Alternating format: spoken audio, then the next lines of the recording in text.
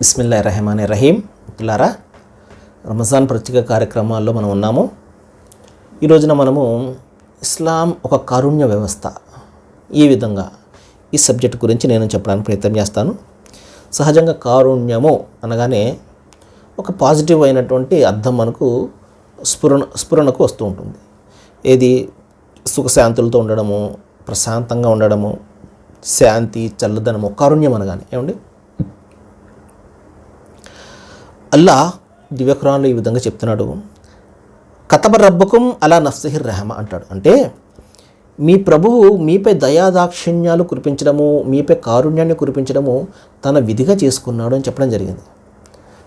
కతబ రబ్బకుం అలా నఫ్సిహిర్ రెహమ, ఆయన తనపై తాను విధించుకున్నాడు. అందుకనే ఆయన తనను నమ్మినా నమ్మకపోయినా, విశ్వసించినా విశ్వసించకపోయినా, తనకు వ్యతిరేకంగా ఎంతమంది ఉన్నప్పటికీ కూడా ఆయన కారుణ్యాన్ని చూపిస్తున్నాడు. ఆయన కారుణ్యాన్ని మనం చూస్తున్నాము. ప్రవక్త ముహమ్మద్ సల్లల్లాహు అలైహి వసల్లం ఒక సందర్భంలో ఏం చెప్పారు అంటే, మూగజీవాలు చచ్చిపోతాయి అన్న భయం లేకపోతే మీరు చేసే పనులకు దైవం ఒక నీటి బొట్టు కూడా పైనుండి కురిపించేవాడు కాడు అని చెప్పేసి ప్రవక్త వారు చెప్పారు. మనం చేసే పనులు అలాంటివి దైవం నుండి పొందుతూ మనము ఏ విధంగా ఆయనకు కృతజ్ఞతకు పాల్పడుతున్నామో, కృతజ్ఞతలు వేరే వారికి ఏ విధంగా తర్పిస్తున్నామో, అదే మనం ఒకసారి ఆలోచన చేస్తే మనకి ఎంత బాధ కలుగుతుంది. మన బిడ్డ మనము తిన్నా తినకపోయినా సాగుతూ ఉన్నప్పుడు ఎవరినో అతను మనకు ఇవ్వాల్సిన స్థానాన్ని ఇచ్చినప్పుడు, ఎవరినో అతను మరణ కాకుండా ఇంకొకటి నాన్న అని పిలిచినప్పుడు మనం ఎంత బాధపడతాము సోదర మహాశయులారా. మన మనస్సు ఏ విధంగా వ్యాకులత చెందుతుంది. దైవం కూడా అంతే కదా. ఈ సృష్టించినటువంటి మనిషి ఏంటి, నేను గాలి ఇస్తే కానీ పీల్చుకోలేడు, నేను ఆహారాన్ని ఇస్తే కానీ తినలేడు, నేను వారిని కురిపిస్తే కానీ పంటలు పండించుకోలేడు, వీడేంటి ఎవరినో తీసుకొచ్చి నాకు సమానంగా నిలబెడుతున్నాడని చెప్పి ఆయన ఆగ్రహాన్ని చెందితే మన పని ఏమైపోను, మన పరిస్థితి ఏమైపోను. కానీ ఆ విధంగా ఆయన చెందడం లేదు. ఆయన కారుణ్యాన్నే చూస్తున్నాం, మనం కారుణ్యాన్నే కురిపిస్తున్నాడు. ఎందుకంటే కతబ రబ్బకు మన నఫ్సిహిర్ రెహమ, మీపై కారుణ్యం చూపించడం ఆయన తన విధిగా చేసుకున్నాడు కాబట్టి మనం ఆ విధంగా జీవితం గడపగలుగుతున్నాం. సోదర మహాశయులారా, ఇస్లాం ధర్మము పూర్తిగా కారుణ్య వ్యవస్థ. అది ఈ ప్రపంచంలోనే కాదు, ఈహలోకంలోనే కాదు, పరలోకంలో కూడా మనకు కారుణ్యాన్ని పంచుతూ ఉంటుంది. ప్రవక్త ముహమ్మద్ సల్లల్లాహు అలైహి వసల్లం చెప్పారు, బషిరుహు వలా తునఫిరు, మీరు శుభార్తలు ఇవ్వండి, అందరికీ కూడా మంచిని బోధిస్తూ ఉండండి, భయపెట్టేయకండి వాళ్ళను. వలా తునఫిరు, వారిని కఠినతరం చేయకండి, వాళ్ళ పనుల నుంచి లేకపోతే వాళ్ళ వ్యవహారాలను సులభతరం చేయండి తప్పించి కఠినతరం చేయకండి అని ప్రవక్త వారు చెప్పారు. ఇంకేం చెప్పారంటే, ఒక వ్యక్తి వచ్చి ప్రవక్త ఇస్లాం గురించి ఒకే ఒక మాట చెప్పండి అంటే, అద్దీను నసీహా అన్నారు. పరుల మేలు కోరుకోవడమే, పరుల మంచి కోరుకోవడమే, పరుల సాఫల్యాన్ని కోరుకోవడమే, సమైక్యతను కోరుకోవడమే, ఇదే ధర్మం అంటే, ఇదే ఇస్లాం అంటే అన్నారు సోదర మహాశయులారా. ఈ విధంగా ప్రతి విషయంలో కూడా ఇస్లాం ధర్మము మనిషికి కారుణ్యాన్ని పంచుతుంది.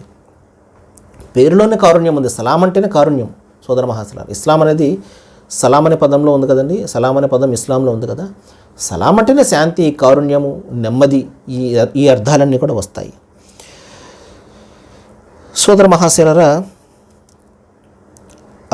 దైవం తెలియజేస్తున్నాడు, రహమతి వాసిఅ కుల్లు షయ్యిన్, నా కారుణ్యము ప్రతి వస్తువుపై ఆవరించి ఉన్నది అంటాడు. మీపైనే కాదు, మీరు తిండి పెట్టనటువంటి అనేకమైనటువంటి జీవులు బయట ఉన్నాయి, వాటికి మీరు ఏమైనా తిండి పెడుతున్నారా? లేదు, దైవం పెడుతున్నాడు వాటికి. నా కారుణ్యం ప్రతి వస్తువును కూడా ఆవరించి ఉన్నది అంటాడు. ఇంకా నా అనుగ్రహానికి నా ఆగ్రహంపై ఆధిపత్యం ఉన్నది అని చెప్పడం జరిగింది. దైవం యొక్క అనుగ్రహంపై ఆయన యొక్క కారుణ్యము ఆధిపత్యం వహించి ఉన్నది కాబట్టి మనలను ఆయన మన పనులకు, మనం చేస్తున్నటువంటి అకృత్యాలకు వెంటనే పట్టుకోవడం లేదు. ఆయన సరే ఇప్పటికైనా మారతాడు అని చెప్పేసి మనకు ఆయన వ్యవధినిస్తూ వెళ్తున్నాడు సోదర మహాశయులారా, సోదరీమణులారా. కాబట్టి ఈ విధంగా దైవ ప్రవక్త ముహమ్మద్ సల్లల్లాహు అలైహి వసల్లం వారు తన వ్యక్తిగతమైనటువంటి విషయాలు ఎప్పుడు కూడా ఆయన ప్రతీకారం తీసుకోలేదని చెప్పేసి నేను ఒక ఎపిసోడ్లో చెప్పాను.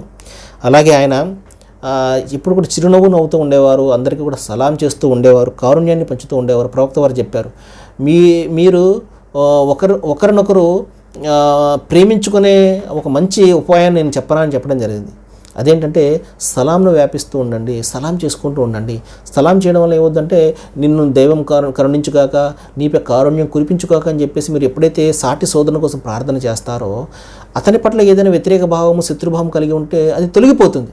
నా కోసం ఇతను దైవాన్ని ప్రార్థిస్తున్నాడా, నేను బాగుండాలని కోరుకుంటున్నాడా, నాపై దైవ కారుణ్యం కురవాలని కోరుకుంటున్నాడా అని చెప్పేసి మనిషిలో ఒక రకమైనటువంటి పాజిటివ్నెస్ వస్తుంది. ఈ విధంగా సమాజంలో ఒక సత్సమాజం ఏర్పడే అవకాశం ఉంది. ఈ విధంగా సోదర మహాశయులారా, ఇస్లాం ధర్మము టాప్ టు బాటమ్ 1 నుండి 100 వరకు కూడా ప్రతి విషయంలో కూడా మనిషికి కారుణ్యాన్ని పంచుతూ ఉంటుంది.